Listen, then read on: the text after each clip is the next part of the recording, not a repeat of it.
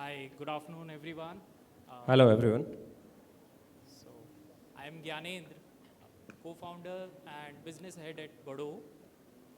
Bado is a B2B commerce platform where we are redefining the way brands, distributors, and retailers connect. We have a half of million of retailers and more than 10,000 plus distributors who are currently using our platform. And I am very excited today. It's the best platform, I must say, where the brands are sitting and the retailers are also sitting here. And in this discussion, we'll going to talk about how we can help grocers in growing their business, like reaching to more customers, expanding their product assortment, and I also have along with me Mr. Gulshan. Gulshan, please Yeah. introduce yourself. Myself गुलशन कृपलानी मैं दो supermarket चलाता हूँ. Supermarket chain है मेरी Akola city Maharashtra में, और मैं supermarket consultation भी करता हूँ. I have done more than 550 supermarkets all over India up to now. So I'll take it over to Pathak ji. Please introduce. I am Suryakant Pathak, Managing Director of the Grahak Pet Cooperative Departmental Store, Pune.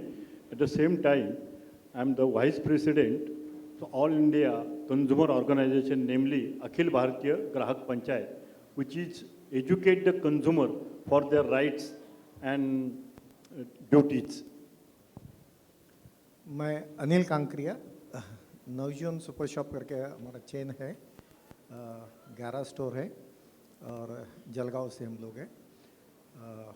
Brand brought up grocery में है और last 32 years से हम self service में हैं. Okay, thank you for the introduction. मैं एक story से स्टार्ट करना चाहूँगा.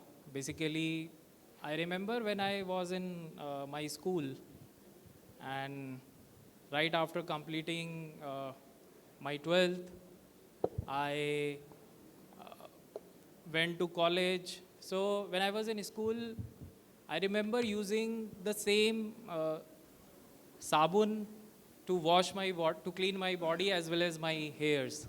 तो मैं वही सेम साबुन से अपने बाल भी धोता था और अपनी I used to clean my body. But when I went to college, what I saw, I started seeing people using different type of products like shampoo, face washes, face cream. The reason was I come from a very small village of Meerut, and I was not exposed to such products. I used to see some ads on TV. However, I was not that much exposed. But when I came in college, I saw मेरे जो batchmates थे, they were using different type of products. And I also started using it. So when I see back in terms of consumerism, we are seeing that nowadays we are using so many different type of products, right? आज मसाला केवल मसाला नहीं है. Today we also hear organic masala which is processed with cryogenic method, right? We don't just hear salt, we also hear a salt with low sodium. And similarly, today when I go to any kirana or when I look online for any product to wash my or clean my hairs, I look for basis the kind of hair I have. So that's what we are seeing in terms of consumerism. Products are new products are coming. The consumer is more looking for health. So it is just not about the product. Now it is also about the way it is packaged, whether it's a sustainable packaging or not, whether it's healthy or not. So that's how we are seeing the demand of such products. So my question to the retail panel here is that today when you see there are a lot of products, a lot of innovation which is coming, so how do you keep yourself updated about such products? What avenues do you use to educate yourself about such products? Because we have been seeing a lot of innovation from the brand side. तो मेरा सवाल retail panel से होगा कि आज आप कौन से ऐसे एवेन्यूज़ हैं जिनका आप इस्तेमाल करते हैं टू एजुकेट योरसेल्फ कि हमें अपनी शॉप में किन प्रोडक्ट्स को रखना है, और जो आपके पास कंज्यूमर से जो डिमांड आती है। तो anyone from the retail panel, I would like to hear your inputs on that. Sir, आप देना चाहेंगे अपने इनपुट?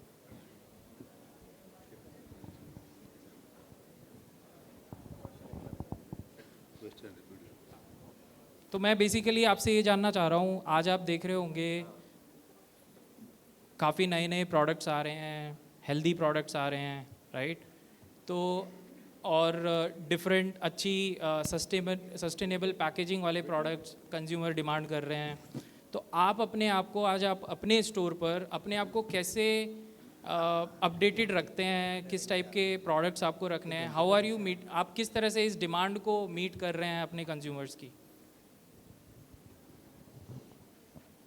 अभी हम लोग पहला तो अपना जो लोकेशन पे स्टोर है वहाँ की जो पॉपुलेशन है उसको एनालिसिस करते हैं, उसका माइंडसेट समझते हैं, और उसके बाद हम लोग अपना जो, मेरा तो मल्टीपल लोकेशन पे स्टोर्स है, तो हर स्टोर पे वो लोकल जो डिमांड या पब्लिक का जो माइंडसेट है वो थोड़ा सा एनालिसिस करती है हमारी टीम, और वो हिसाब से हम लोग अपने स्टोर में ब्रांड को प्रमोट या फिर उसकी विजिबिलिटी रखते हैं। Anybody else? सर, आप थोड़ा इस पर लाइट देंगे? अगर मैं ये बोलूँ कि आज हम वही देखने आए, बाहर नए प्रोडक्ट क्या है और नया इनपुट क्या मिला है और उसमें क्या चेंजेस हो रहे हैं, यानी ट्रेंड कहाँ जा रहा है, ये एक तो एग्जीबिशन से समझता है, या प्रोग्रेसिव ग्रोसर ये बुक है वो रेगुलर आप पढ़ते जाओ तो उसमें से आपको मिलते जाएगा। थर्ड, हमारा कस्टमर का फीडबैक। कस्टमर बोलता है कि मुझे ये चीज़ होना है, ये ब्रांड की है, वो अभी व्हाट्सएप पे इस पे स्क्रीन पे लेके आता है फ़ोटो, ये आप मुझे मंगा दो, ये कोल्हापुर का ठेचा है और वो वहाँ का वो अच्छा लगता है, या चटनी है अच्छा लगता है, आप मुझे मंगा दो। ये ऐसे ही ये नए ब्रांड, नए प्रोडक्ट इनपुट होते हैं। लेकिन हमारा एनालिसिस होता है कि हमारे स्टोर में कितने ब्रांड ऑलरेडी है, हमने कौन सा नया करना है, या नया को लेना है तो जूना किसको बंद करना है, तो वो एनालिसिस के ऊपर हम डिराइव करते हैं। That is the most like important process जो अनिल सर ने लास्ट में कही। मैं इसी को थोड़ा एलेबरेट करना चाहूँगा कि कोई भी रिटेलर जब कोई भी एक ब्रांड या कोई एक प्रोडक्ट बढ़ाना चाहता है तो उसका प्रॉपर एनालिसिस ऐसे ही होता है कि इस कैटेगरी में मेरे पास स्पेस कितना है, उस कैटेगरी में मैक्सिमम कितने प्रोडक्ट्स रख सकता हूँ, उस हिसाब से स्लोएस्ट मूविंग को डीलिस्ट करो, और फास्टेस्ट मूविंग जो मार्केट में शायद बिक रहा है, जो मेरे स्टोर में अवेलेबल नहीं है, मैं उसे अवेलेबल करके मेरा प्रोडक्ट रेंज बढ़ाता हूँ। बढ़ाने के पहले मुझे कम करना ज़रूरी हो जाता है क्योंकि मेरा स्पेस कंस्ट्रेंट है ऑफ कोर्स। कोई नए प्रोडक्ट, इनोवेशन भी प्रोडक्ट आते, जैसे पहले तो खाली मसाले मिलते थे, अभी ready to eat, ready to cook ऐसे भी हो गए। उसमें भी कौन से ब्रांड अच्छे हैं, उनका मार्जिन क्या है, उसका पैकेजिंग कैसा है, स्पेशली जहाँ सेल्फ सर्विस है वहाँ पैकेजिंग के पर ज़्यादा ध्यान देना पड़ता है। और कितने प्रोडक्ट रखना ये भी सोचना चाहिए कि इतने प्रोडक्ट बाज़ार में हर स्टार्टअप नया नए होते हैं, 4 या 5 ही कंपनी के, लेकिन जो फास्ट मूविंग है और उसका वेटेड एवरेज हम देखते हैं कि प्रॉफिट और टर्नओवर वो किसका ज़्यादा है, वही प्रोडक्ट हम रखते हैं। राइट। सो जो अभी हमें जानकारी मिली है, इस पर मेरा एक फॉलोअप क्वेश्चन ये होगा, I mean today as a big retailer हमारे पास ये अपॉर्चुनिटी होती है कि हम एग्जीबिशंस अटेंड कर लेते हैं, राइट? एंड जो हमारे आसपास कंज्यूमर हैं उनसे हमें जानकारी मिलती है प्रोडक्ट्स की, किस प्रोडक्ट की डिमांड आ रही है, कौन सा सेल हो रहा है। But what about small kirana, small retailer? तो वो लोगों को किस तरह से आज आइडिया होता है अबाउट सच प्रोडक्ट्स? और is it just only limited के कंज्यूमर से क्या डिमांड आई है किस प्रोडक्ट की, या फिर they are only relying on, अगर उन लोगों ने कहीं पे टीवी पे कोई ऐड देख लिया या फिर सोशल नेटवर्क पर कोई ऐड देख लिया अबाउट द ब्रांड और product, are there any other avenues for them through which they can be educated about such products? वो लोग भी सिर्फ कस्टमर फीडबैक, कस्टमर कस्टमर का फीडबैक है सबसे अच्छा तरीका है वो. Okay.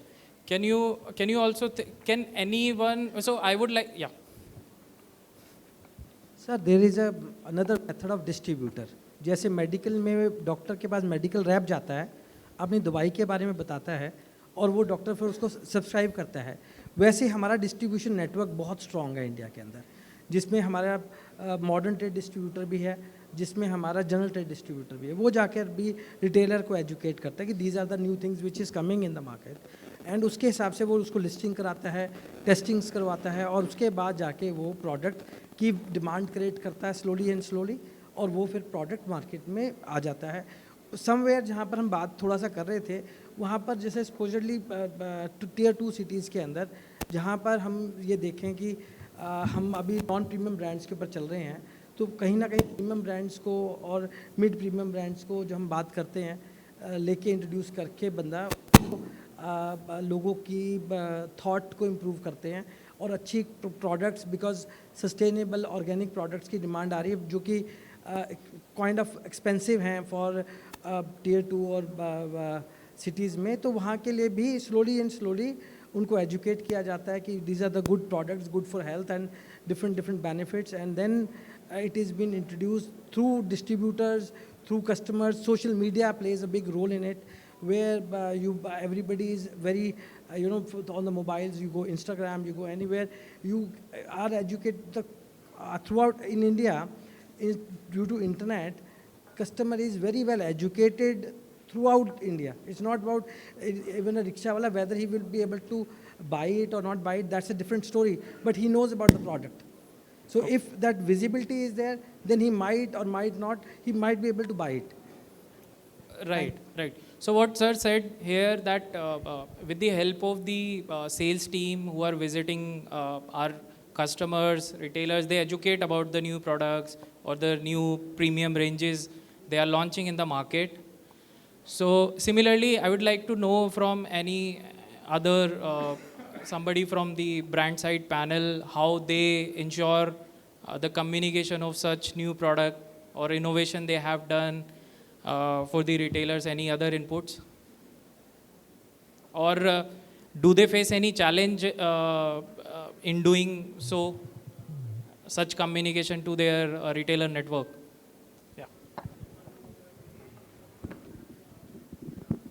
So we usually, as a manufacturer, we have a few yardsticks where we start conducting small trials, and retailers are also educated about this.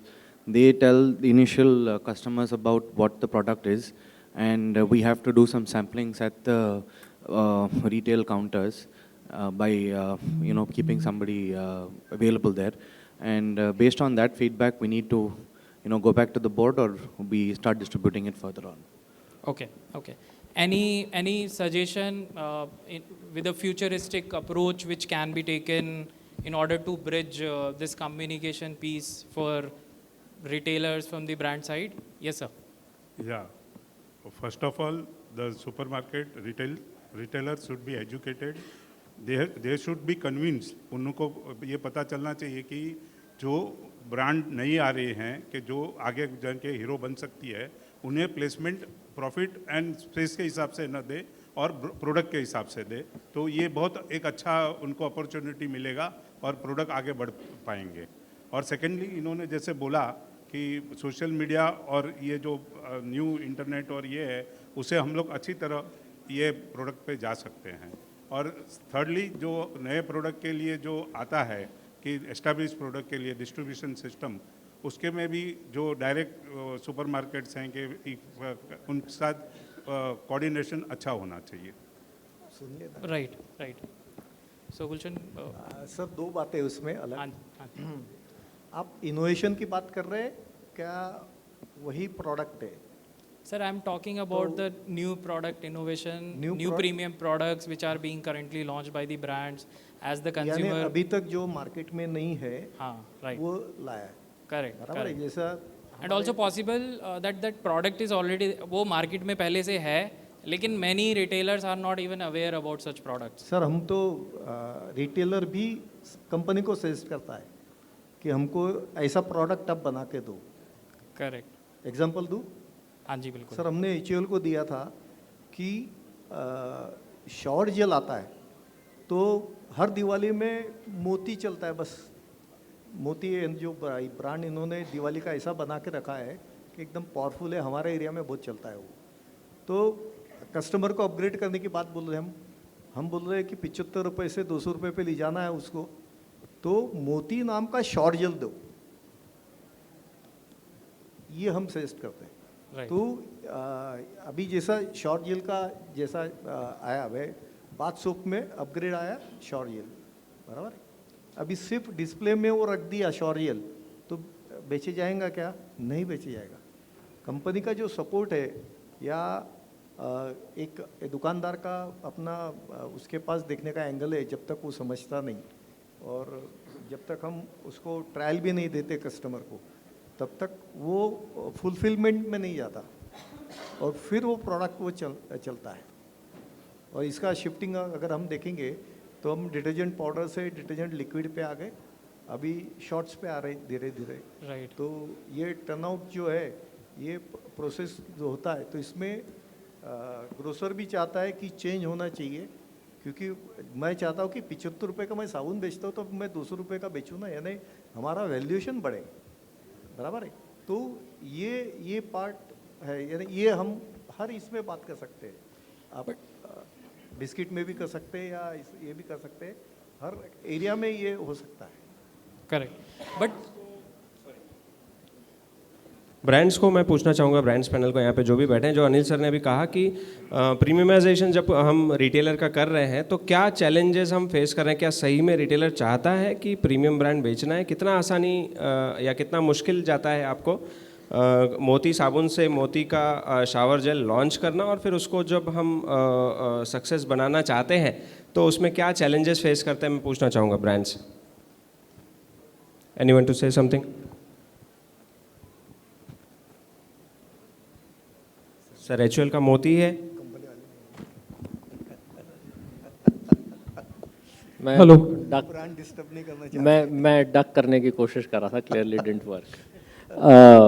First of all thank you for being here and thank you for the suggestion. See ऐसा कुछ नहीं है कि I think many of our innovations have come from suggestions from retailers, right? And as he was speaking I was typing away to somebody saying कि यार सोचो, maybe अगले साल we might surprise you, give it a thought. But I think, I think premiumization, and we were having this chat at lunch also. I think it's for us as brands, we would like all our premium brands to go to every shop. Every brand would like कि मेरा माल हर दुकान पहुँचे, इसमें कोई दो राय नहीं है, चाहे वो मैं हूँ, मेरा कॉम्पिटिटर हो, ब्रांड C, D, E कोई भी हो। लेकिन ऑफ कोर्स हर टाउन का एक सर्टन प्रोफाइल होता है, एक सर्टन डिमांड होती है, एक सर्टन कॉम्पोजिशन होता है, जिसके हिसाब से कुछ प्रोडक्ट ज़्यादा बिकते हैं, कुछ कम बिकते हैं, right? Gupta ji, Puneet Gupta ji also mentioned about distributors. So one role is played by distributors where they go to outlets and suggest कि ये हमारा लॉन्च है, आपको जब इंटरेस्टेड है नहीं है, क्या उसका बेनिफिट है। We are also exploring, trying to seed it through, some of our companies have apps, trying to put it through that कि कोई digitally दिखा दे, with limited success or with varied success. We also do a lot of marketing media, especially HUL, we have a big media spend, and where we go to whatever town we think is relevant or wherever the media can reach. So as he said, या तो shopper देख लेगा या दुकानदार देख लेगा, इच्छुक होगा, and it could be possible that some of the things are available online but not in that town. I think some of the brands have a go-to, and I won't say it is HUL, but I think some of the brands in general have a go-to market challenge.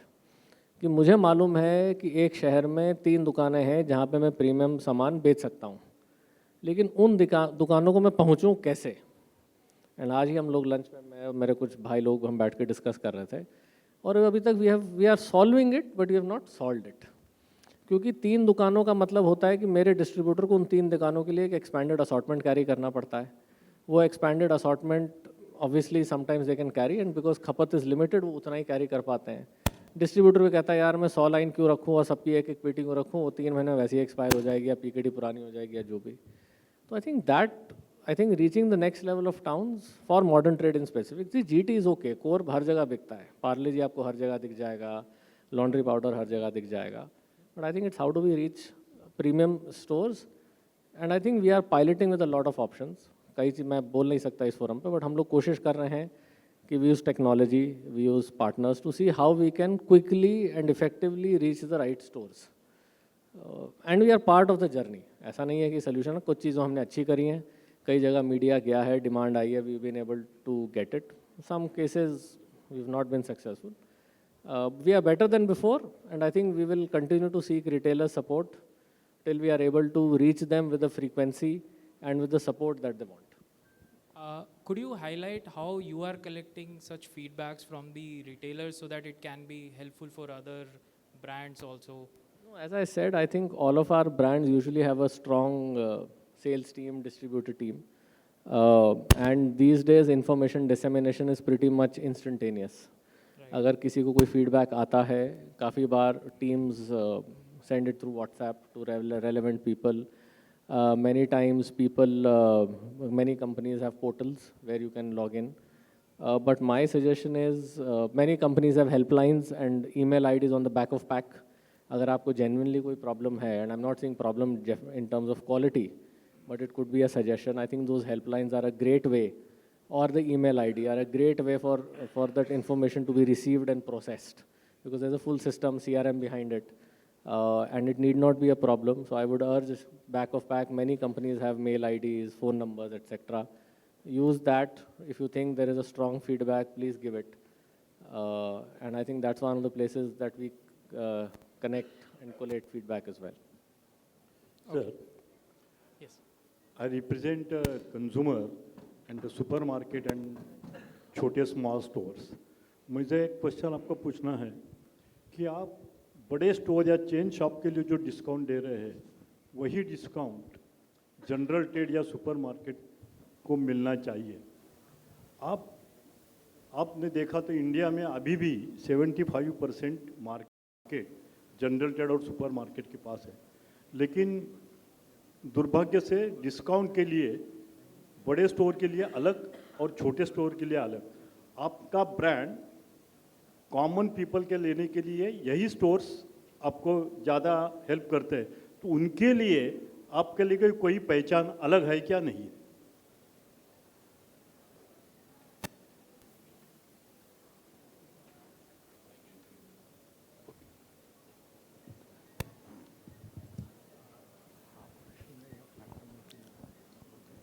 Hello sir, मेरे ख्याल से हम topic से थोड़ा deviate हो गए। Anyways, but I will answer this question. So अब there are so many yes and no to this question, and yes, the mother of the business is general trade. Please try and understand, no company can survive without GT. That's the mother, that's the bread and butter for all FMCG company, and they do, so ये तो तीनों modern trade, GT, e-commerce, ये तीनों एक ही company के हैं। There cannot be any partial treatment which can happen, and no company dare to do that. बहुत सी companies, and I can talk about my company and other company, we strictly work on pricing principles, जिसमें हम एक standardized market operating price करें करके। But इसमें बहुत बार क्या होता है, टू ड्राइव फुटफॉल्स, ठीक है। अब ये क्या है ना, ये आपने सेल्समैन से बहुत बार ये सुना होगा, पर वो क्या है, कोई बिलीव करता है, कोई बिलीव नहीं करता है। But I just like to address the elephant in the room right now. होता ये है कि बहुत बार जो बड़े रिटेलर होते हैं ना, to drive the footfall, they shell money from their own account also, which is called which they partnership with them. So no loss making portfolio पे भी बहुत बार चलते हैं, सो दैट वो फुटफॉल अपना बढ़ाएं एंड उसके चलते में बाकी असॉर्टमेंट उनका सेल होना चालू हो जाए करके। But answer to your question, disparity नहीं है प्राइस प्रपोजिशन में। और हम लोग हो गए, कबीर से भी जैसे बात हुई, और बहुत लोग, हम लोग सारे लोग एक मार्केट ऑपरेटिंग प्राइस पे काम कर रहे हैं। And this is where the industry is shifting towards, because we also understand that, see, at the end of the day there is no fun ki if GT is not doing the number and only MT and e-commerce, at the overall the delta should add up. If it does not, it is not adding up, then it is not making sense to anyone. So answer to your question is that कि pricing principle पे आप देखना बहुत soon, सिर्फ हमारी company नहीं, बहुत कंपनियों से आपको आएगा प्राइस वेरिएशन। मैं ये नहीं बोल रहा हूँ कि एकदम इक्वल हो जाएगा, देयर विल बी 19 बेस का price variation on certain SQ which could be predominantly A channel specific SKUs. अब देखिए चैनल में भी हम लोग क्या है कि मॉडर्न ट्रेड ई कॉमर्स में हम एक्सक्लूसिव एसक्यूज बनाते हैं या देते हैं, और मैं नहीं, सारे अकाउंट कंपनी देते हैं। होता क्या है ना, उसमें हम लोग एक क्वांटिटी उसमें होती है तभी, क्योंकि हमारे लिए भी इकोनॉमीज ऑफ स्केल तभी बैठेगा कि जब इतना वॉल्यूम उठा पाएंगे, ठीक है। It will be unfair from my and और आर एंड दैट कि ना मैं आपको ये बोलूँ कि आप इतना स्टॉक उठा लो करके, विच इज़ नॉट राइट। तो तभी हम लोग ये ना स्पेशल एसक्यू निकालते हैं for another channel, so that जो मेन जो एसक्यूज़ है, जो ग्राहक हर महीने हर हफ्ते खरीदता है, कंज्यूम करता है, और जो GT से खरीदता है वो डिस्टर्ब ना हो। So that transition has happened some time back, okay, which was more on the product proposition.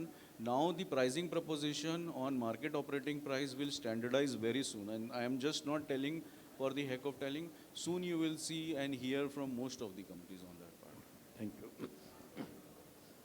Mr. Swapnil, I just have a follow-up question on this. So for GT, like companies also keep a trade marketing scheme budget. So what's your thought, how companies are ensuring that that trade marketing budget is being passed on to, you know, retailers, the secondary schemes which brands keep? Because as this also help retailers, you know, to increase their profitability, their margins, they have more scope. Could you please put some light on that? It's very simple. Everyone is data driven. Most of the small big organization, the need of the hour is DMS, which is distributor management system, where they use the company portal, okay, where most of the companies have put a guardrail that unless you do not give the bill on the required software, they will not pass the claim, because at the end the distributor claims the amount as a retro claim, or they get the credit out of that. So they passes, you can see very much on the invoicing which they raise it to the consumer, to the retailers, and that's how it get passed. So I may not say that the accuracy might be 100%, but we will be at higher 80s, higher 90s. That largely depends upon how the distributor is using the DMS, but trust me, it is, this conversation would have been, this topic would have been very relevant 7-8 years back when, you know, we were on the move of adapting those things. Right now, any other organization is pretty much on the DMS cloud-based, looking at those numbers. But Mr. Mr. Mayank. So we discussed this, and I would like to add here. See, I think there is some inertia. While all of you are very evolved retailers, मैं general जब एक regular retailer की बात करता हूँ तो काफ़ी inertia होता है अपना डेटा शेयर करने के लिए, और ये इशू तब आता है जब कंपनी के पास हर रिटेलर का डेटा ना हो। सी, टॉप रिटेलर्स का डेटा आ जाता है मेरे पास, और मेरा उनसे 1-on-1 रिलेशन होता है। आपने इतना माल खरीदा, मेरे डिस्ट्रीब्यूटर ने आपका बिल अपलोड किया, DMS में आया, मैंने आपको डायरेक्ट पेमेंट किया या थ्रू मीडिएटर मैंने पेमेंट किया, बीच की कंपनी होती है उससे। But there are still many retailers in India who are very about, so जो KYC, हमारा एक रिटेलर KYC भी होता है कि भाई आपने रिटेल आउटलेट खोला मेरे डिस्ट्रीब्यूटर ने, whether that retail outlet is actually available और नॉट, उसका KYC हुआ है या नहीं, और उसका क्या बैंक डिटेल्स है या UPI जो भी नंबर हो, जहाँ पर मैं उसका जो भी स्कीम का पैसा है वो जमा कर सकूँ। There is a huge inertia specially in B and C class outlets. There is a, and when you are talking about companies who have a significant presence across B and C class outlets, तो ये एक issue आता है. Although, see, I think the retail panel that is here is pretty old, that's not the issue. But ये भी एक आता है, तो उसकी वजह से क्या होता है, कि ये जो आप बात कर रहे हो कि whether you are sure that you know the intended benefit for the retailers is reaching there और not, that becomes a question mark in B and C class. In most A class SSOs and all, I don't think that's a problem at all, as Swapnil just shared. Yes, but as you mentioned, Mr. Swapnil, like the companies who are already, have transformed them with the solution like DMS. But what about the companies who have, still have not implemented DMS or in a process of implementing DMS, plus implementing the DMS on every distributors? So I have closely worked with several companies, and I have seen them, either they are not using DMS at all, or they have been struggling with the DMS because there is not a buy-in from the distributor side. They are working for multiple brands. They are not ready to use, different portals for different brand. So you are right that if there is a DMS in place, definitely schemes invoice पे लग के जाएगी, retailer को भी दिखेगी. But what about those brands who have not yet implemented DMS? So how, and also one is when the invoice is done, scheme is being passed. But what about the education, जहाँ पे दुकानदार को पहले से ही पता हो कि मुझे क्या स्कीम मिलने वाली है, ब्रांड की तरफ से क्या स्कीमें चल रही हैं? How do you, what's your thought on that? So I have to take 2-3 steps back. Yeah, sure. Okay, and let me tell you how the order taking process happens. It's not the distributor who comes and supply the product. It's the salesman who goes to the outlet, okay, interact with the shop account. He tells scheme, visibility, target. Agar us suppose karo that account is into some of the program outlet. They talk. There is a dialogue between the salesman and the seller happens. And based on the promotions or scheme which has been flown by the trade marketing team or whomsoever, and which is in the distributor point, so they communicate. They in fact calculate also कि अगर suppose करो मैं 4 piece लिया तो कितना मिलेगा, 6 piece मिलेगा तो कितना मिलेगा. That is the time which is where actually a moment of truth where the seller also try to upgrade the account कि 4 पीस में आपको 2% है, 6 पीस में ज़्यादा परसेंटेज है. So they talk to them in their SFA, they they take the order, and in this SQ there is automatically the promo has been defined, which goes to the cloud. From the the DMS pulls, the distributor management pulls from the SFA, and that's how the process gets done. तो ऐसा नहीं है कि account को ये नहीं है. It is not this big a gap which it sounds so. Yeah, I mean, for a store which is of big size, or the store, yeah, Mr. Shalu ji has some point, yeah. Hello. See, I do a distribution side. Most of the people in the industry know that we are one of the biggest distribution house, and we handle more than 100 FMCG companies, and we see that some companies has a DMS system in our organization and some companies doesn't have a DMS. तो जिनका DMS नहीं है उसका मतलब ये नहीं है कि स्कीम पास ऑन नहीं हो रही है, क्योंकि बहुत सारे ब्रांड्स हैं जो अभी DMS पे काम नहीं कर रहे हैं या अफोर्ड नहीं कर सकते हैं चीज़ों को. बट जैसे कि सर ने बोला कि प्रोसेस वही है, वो सेल्समैन जाता है, दुकानों पे जाता है, वो स्कीम बताता है रिटेलर को, रिटेलर फिर उस पर एग्री करता है, चाहे वो ओरली है या ऑन मेल्स है, और उसके बेसिस पे जो whatever stocks comes to us from the company we pass on the schemes to the retailer. तो वो रिटेलर को, चाहे वो छोटा रिटेलर है या मॉडर्न ट्रेड है, मॉडर्न ट्रेड में जनरली TOT साइन हो जाती हैं, ईयरली बेसिस पे साइन हो जाती हैं, तो वो फिर वो एनुअल बेसिस पे या मंथली बेसिस पे, क्वार्टरली बेसिस पे चलती है. बट जो छोटा रिटेलर भी, जिसे हम पिक एंड मूव की टर्मोलॉजी में बोलते हैं या स्टैंड अलोन स्टोर बोलते हैं, छोटे स्टोर्स बोलते हैं, तो उन पे भी प्रॉपरली विदाउट DMS ऑल्सो वो स्कीम पास ऑन होती है, क्योंकि हम उसको रेगुलरली बेसिस पे देखते हैं, और हम लोग उसके मतलब being as a distributor we also claim from the company, क्योंकि बहुत बार वो प्राइमरी पे हमारे पास नहीं आ रहा होता है, तो फिर हम लोग क्लेम करते हैं बेस्ड ऑन द इनवॉइसेस. तो DMS नहीं है इसका मतलब स्कीम पास ऑन नहीं हो रही है, स्कीम पास ऑन होती है सभी को. दूसरा एक मैं सुन रहा था कि वो जो स्कीम्स या वो डिस्काउंटिंग है वो बड़े मॉडर्न ट्रेड में जनरली ज़्यादा होता है, छोटे मॉडर्न ट्रेड में कम होता है. आई थिंक वो पार्शलिटी बोलेंगे या मुझे लगता है कि वो रहेगा, क्योंकि वहाँ पे परचेजिंग पावर जो ज़्यादा डोमिनेट कर रहा है या जो ज़्यादा सेल्स दे रहा है किसी भी कंपनी को, उसके लिए वो इम्पॉर्टेंट फॉर्मेट बन जाता है। और कहीं ना कहीं जब कोई इम्पॉर्टेंट फॉर्मेट बन जाता है, if we talk about Reliance, आज उसका नेगोशिएशन पावर आई थिंक बहुत स्ट्रॉन्ग है, क्योंकि वो पैन इंडिया प्रेजेंस है।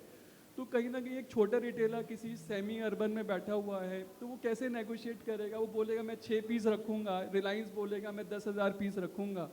तो वहाँ नेगोशिएशन ब्रांड को मुझे लगता है कि बहुत डिफरेंटली हो जाता है, और जिसके बेसिस से ब्रांड भी आई थिंक वो फिर उनका मतलब मुझे लगता है कि उनको भी एक सेल ग्रोथ दिखाना है, और मॉडर्न ट्रेड कहीं ना कहीं एक सर्टेन कंट्रीब्यूशन कर रहा है, तो ब्रांड के लिए भी बहुत मतलब इंपॉर्टेंट हो जाता है कि आप उसको इग्नोर नहीं कर सकते। जैसे फॉर्मेट लाइक डीमार्ट है, आज आपको शायद वही ऑफर्स जीटी में शायद नहीं मिलेंगे, इनफैक्ट रिलायंस में भी नहीं मिलेंगे जो आपको डीमार्ट में ऑफर मिलते हैं।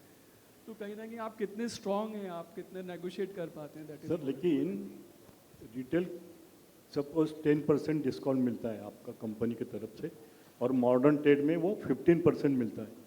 तो बाज़ार में क्या चल रहा है कि रिटेल वाला डिस्ट्रीब्यूटर से परचेस नहीं करता, डायरेक्ट वही स्टोर पर जाता है और वहाँ से परचेस करता है, और आपका लगता है कि उनका सेल ज़्यादा है, वो B2B सेल करता है, तो उनका सेल बढ़ता है, डिस्ट्रीब्यूटर का सेल कम होता है। अब डिस्ट्रीब्यूटर से पूछेंगे तो जनरल ट्रेड वाला अभी डिस्ट्रीब्यूटर्स के बजाय बाजार में जो ज़्यादा डिस्काउंट में देता है वही। एक प्रोडक्ट है दिवाली में, मैं नाम नहीं लेता, उनका परचेस जनरल ट्रेड में TOT कट करके भी 55 था, एक साबुन था, और बाजार में वो 52 में बेचते थे। तो ऑल डिस्ट्रीब्यूटर्स वहाँ से लेते थे, क्योंकि कट कंपटीशन रहता है, स्पेशली जो बिगर सिटी है वहाँ में ये प्रॉब्लम ज़्यादा होता है। तो जनरल, अब मैं पूछना हूँ जनरल ट्रेड की ओर से कि जनरल ट्रेड वालों ने क्या करना चाहिए, डिस्ट्रीब्यूटर से लेना चाहिए कि या जो ज़्यादा डिस्काउंट देता है उनसे लेना चाहिए?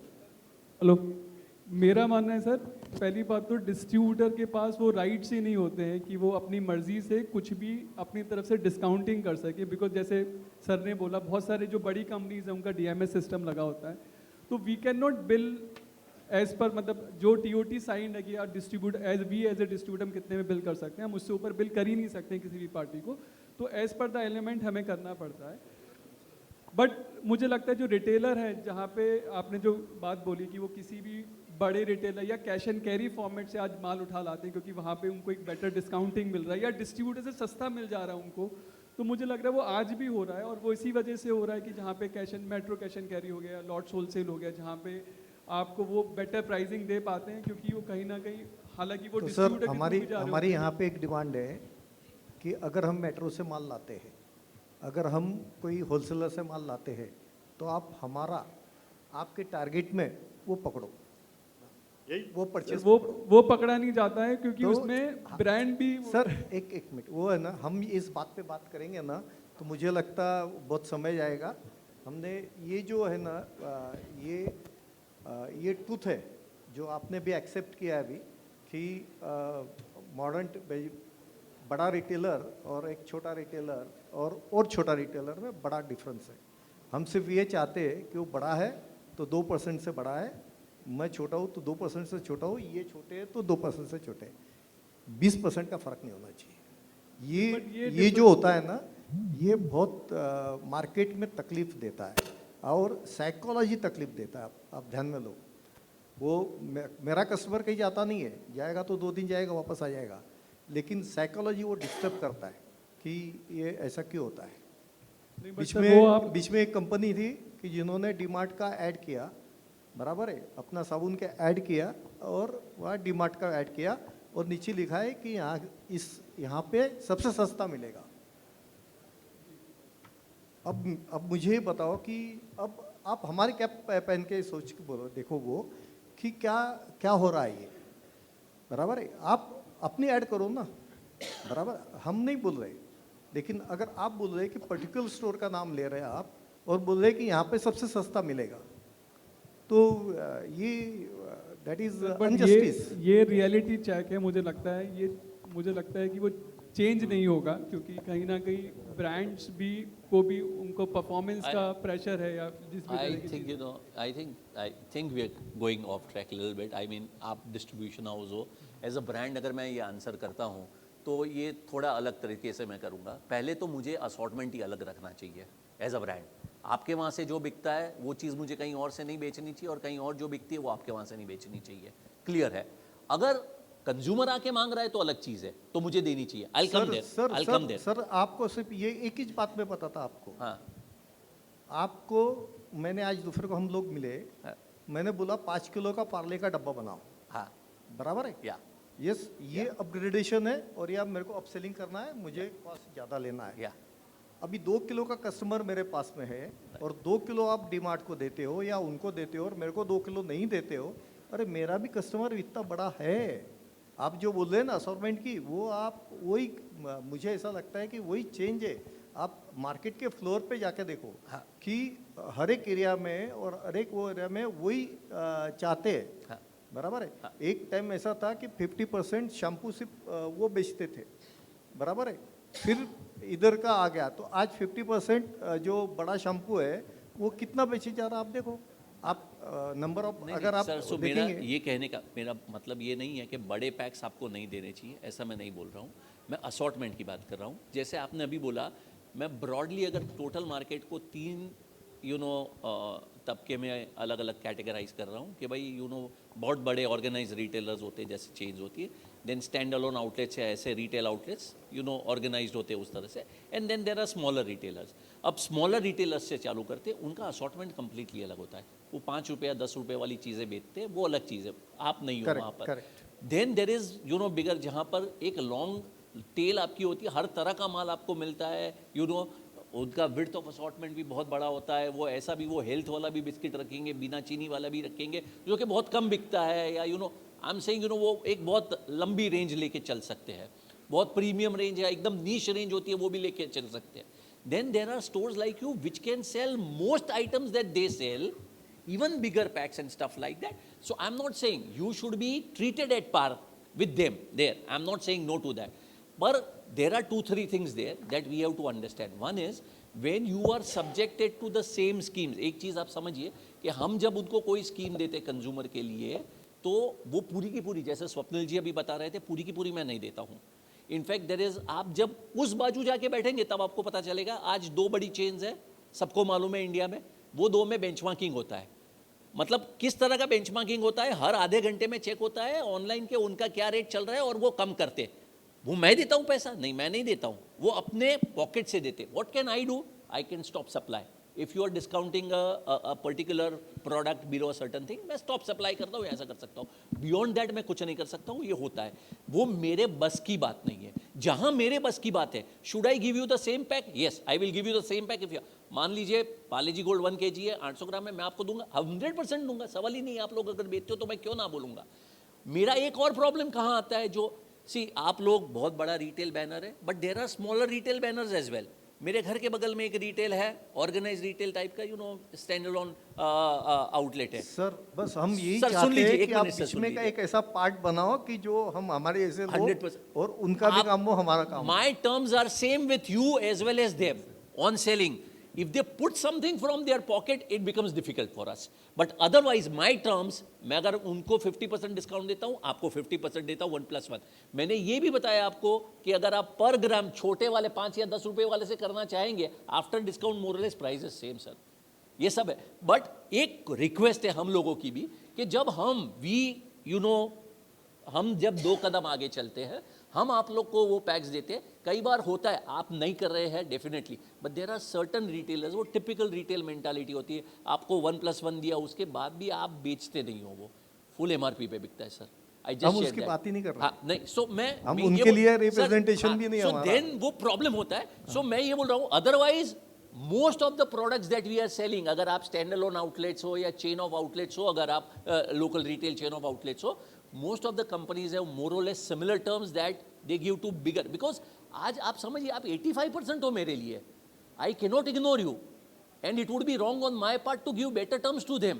मैं definitely वही देता हूँ आपको terms, only in certain products जहाँ benchmarking होती है, loss leader strategy बोलते हैं, ग्राहक को ये दिखाने के लिए मैं सबसे कम में बेच रहा हूँ, वो अपने पॉकेट से पैसा अंदर डाल के बेचते हैं, और वो इंटर राइवलरी उनकी जो होती है उसकी वजह से बहुत लोग भुगतते हैं।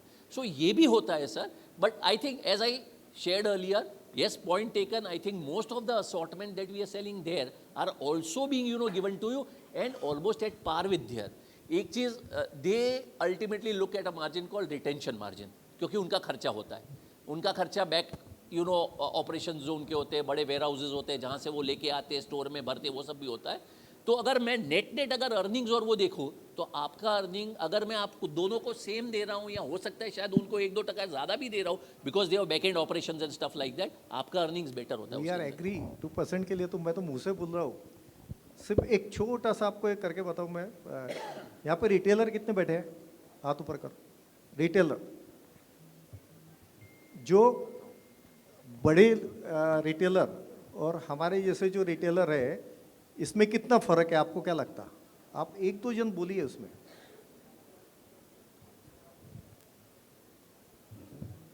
सर इसमें आप मैं agree एक बात बोलना चाहूँगा इसके अंदर में, जो सर ने बोली है कि जो जनरल ट्रेड है वो 85% कंट्रीब्यूट कर रहा है, बट वो 85% कंट्रीब्यूट कर रहा है, बट वो एक नहीं है, मतलब they are multiple owners in 85%. तो जहाँ मल्टीपल ओनर्स हैं, जहाँ पे एक ओनर का contribution is very very less but as a collective is very high. तो जहाँ पे फिर अगेन वो नेगोशिएशन, वो जो आप बोल रहे हो कि वो बराबरी होनी चाहिए, या तो कोई एक ऐसा प्लेटफॉर्म क्रिएट हो, जैसे आप इसके ऑर्गेनाइजेशन के आप वाइस प्रेसिडेंट हैं, कि बाइंग जोग्राफिकली एक सर्टेन, मतलब जितने भी जनरल ट्रेड आते हैं उनको एक करके एक उसका एक बाइंग कैटेगरी बनाई जाए, जहाँ पे आप एक सिंगल वेयर हाउसिंग करके, जहाँ पे कंपनीज को भी एक बेनिफिट मिल सके और आप उनके बेसिस पे नेगोशिएट कर सके ब्रांड से, जो आज मॉडर्न ट्रेड वाले नेगोशिएट कर पा रहे हैं. तो मुझे लगता है शायद वहाँ पे हम जस्टिफाई कर पाएंगे. अदरवाइज इन फ्यूचर भी, क्योंकि 85% होने के बाद भी, क्योंकि आप सेग्रीगेटेड हैं, आप सब अलग अलग नेगोशिएट करते हैं, अलग अलग ओनर्स हैं, तो कभी भी आप उस प्राइसिंग को आप या उस डिस्काउंटिंग को, मुझे नहीं लगता है शायद वो बहुत इजीली पॉसिबल हो पाएगा.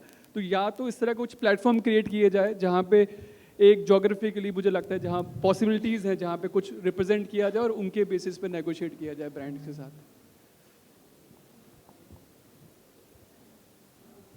सर आगे चले जाइए. So endless है actually में. Yeah, it is endless. Like I want to ask some questions to retailers और यहाँ पे बैठे brand panels पे, उसके बाद हम जाते हैं. देखिए जो भी डिस्कशन यहाँ पे हो रहा था वो प्राइस पॉइंट का डिस्कशन था कि मेरे हिसाब से price point is a factor, biggest factor but not the only factor. So यहाँ पे द टॉपिक इज़ ग्रोसर्स कैसे ग्रो करें, है ना. प्राइस फैक्टर को छोड़ के अगर हम बात करें तो ब्रांड रिटेलर्स को क्या लगता है कि आपको ब्रांड से क्या हेल्प मिले एज अ ग्रोसर ताकि आप ग्रो करें. प्लीज़ प्राइस पॉइंट छोड़ के बोले. या anyone to talk? And especially the NPD and the premium product ranges which are coming, which are being introduced by the brands. Sure. So I'm one of the co-founders of Thali. Thali एक नया brand है. We think we provide better for you snacks, salty snacks. So makhana, roasted peanuts, protein puffs, काफ़ी सारे roasted का range है. तो I think product mix is very important, right? For any grocer, अगर आपका store में अच्छा product, कोई unique product होगा और customer को पसंद आया वो, और आपने बहुत चुन के प्रोडक्ट निकाल के डाले हैं नेबरहुड में, you can really create a buzz जो जेप्टो या स्विगी पे मिलता होगा और आपका थोड़ा प्रीमियम होगा. Doesn't have to be an entirely premium selection, it just needs to be something new. ग्राहक अंदर आता है, पूछता है आज कुछ नया दिखाओ. So you have the opportunity to show something new. And not all new brands launch in modern trade stores. तो छोटे स्टोर्स का ये एक्चुअली एक अपॉर्चुनिटी है to differentiate from your large modern trade retailers by saying we will stock some of the local small brands that not Reliance and DMart can't always stock. So I think that's a really unique opportunity that wasn't mentioned, right? We spoke about price, trade promotion, sharing trade spend, all of that for the really large brands that drive traffic. But to truly differentiate, actually, if you look at some of the most sophisticated markets in the US and Japan and Europe, what ends up happening is it's a free market. You can buy the product at a BOGO and put it in your store. You can't prevent it. We can have MOP pricing. We can have Competition Commission of India coming out with laws. But India's a free market. आपको जहाँ से खरीदना है आपके store में आप खरीद सकते हो. लेकिन product mix selection and store design, making the customer experience an enjoyable one. कि ग्राहक आपके स्टोर में आया है, उसको मज़ा आया स्टोर आके. It was a fun experience talking to the shopkeeper. एक रिलेशनशिप बन गया. neighborhood store mein. Maybe it's, maybe it's like a pan bidi shop, but why do pan bidi shops still succeed in India? Because wo pan wale ke sath conversation karna has become a custom, and it's, that's an enjoyable experience. So it's all about experience, right? At this smaller level, not just from modern trade competition, even from Q-commerce competition, which is tremendous at this stage, right? Q-commerce is taking market share not just from GT, but from modern trade as well. And so modern trade will, in some sense, need to reevaluate, right? You have a lot of small brands on Q-commerce. I know I'm straying from modern trade here, but a lot of smaller brands launching on Q-commerce first, not on modern trade. And the reality is, I think, ये नए brands काफी successful हो गए हैं, and they're putting a lot of competition to the existing prevalent brands. So long answer to a short question, I guess. That's a very valid point, Aditya. In fact, today the retailers should also, start adopting these new categories, new products, which are very easier for the consumer to look on e-commerce platform and quick commerce. So the retailer should also be, more open to such new products. So Tel, you would like to add to that?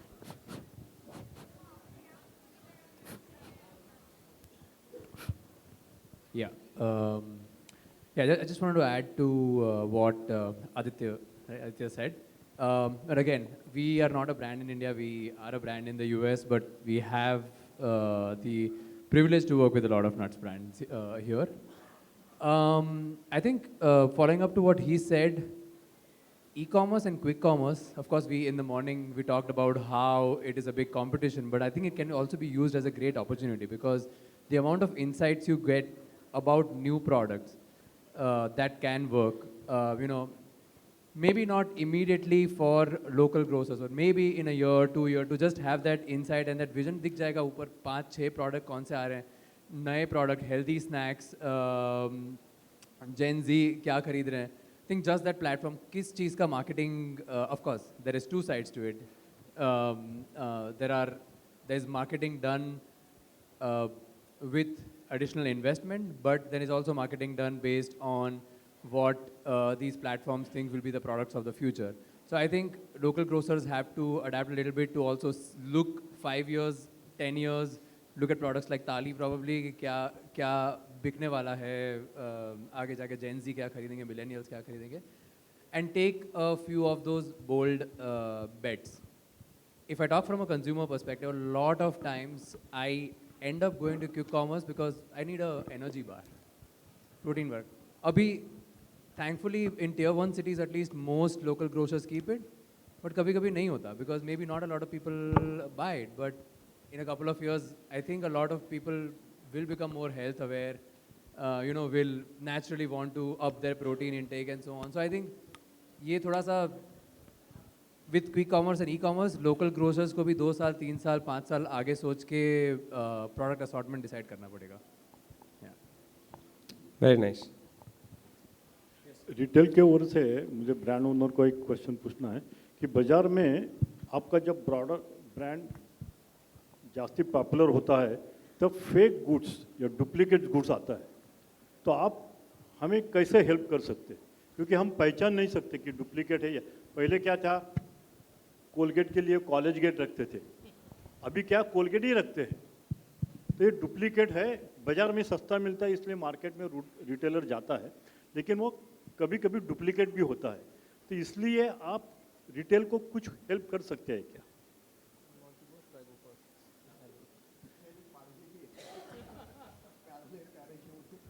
देखो see, I think fake is over the last 4-5 years has become a big problem, especially for premium products. Yeah, and I'm not sure about Parle, but some of our fakes have even now come from a different country. It's coming in container loads from a different country where the laminate, etc., is very similar to our products, and it's actually a fake. It's not a look-alike, it's a fake. So over the last 5 years, I think in HUL for sure, we've really worked in close coordination with the customs, with the state governments, with the local authorities and regulations. We have a legal team that really gets on it. And wherever we get a chance, we also, to be honest, use a lot of data coming in from digital platforms as well. Because when we see a certain pricing and we see a certain seller that we don't know, obviously we would like to understand where are they getting the stock from and where are they selling. Sometimes it's genuine, sometimes it's not.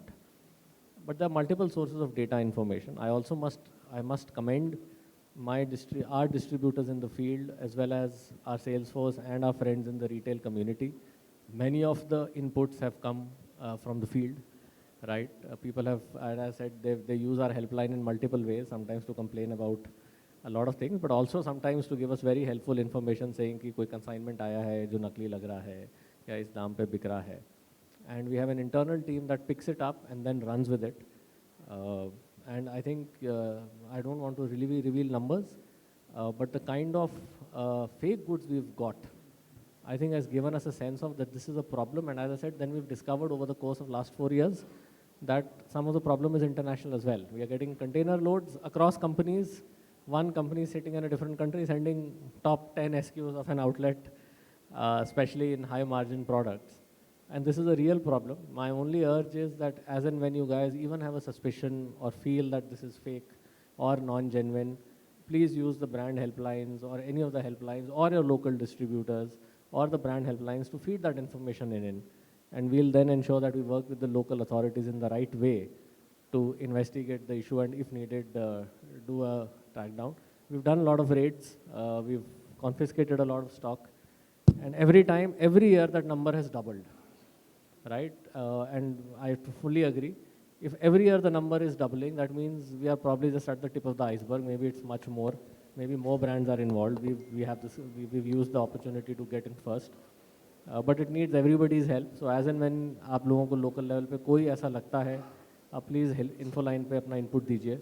And then hopefully the companies will investigate and take it from there. Thank you. Yeah, thank you very much. I think I received the gesture that are. And करूँ lighter mode से. Sir lighter mode में जाएंगे हम लोग सब, थोड़ा सा lighter mode में जाएंगे.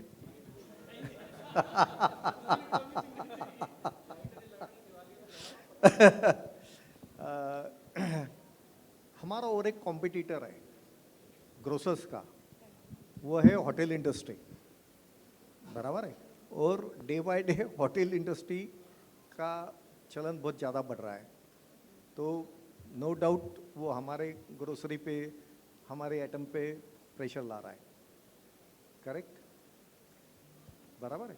तो how you can help us by advertising कि भाई अभी जेंट्स भी खाना बनाना चाहिए घर पे, बराबर है. ये ऐसा क्या आप कुछ ऐसा निकालिए कि जो हर आदमी घर का ही खाना खावे. Thank you very much. Thank you very much. I think it was quite an insightful session where we discussed how evolving needs, why the importance of the right assortment, new products at the retailers in order to grow their business. We, in fact, deviated from our topic where we discussed a lot about getting more margins for general trade or supermart. Then thanks to all the panelists who gave their insights on every topic which we discussed.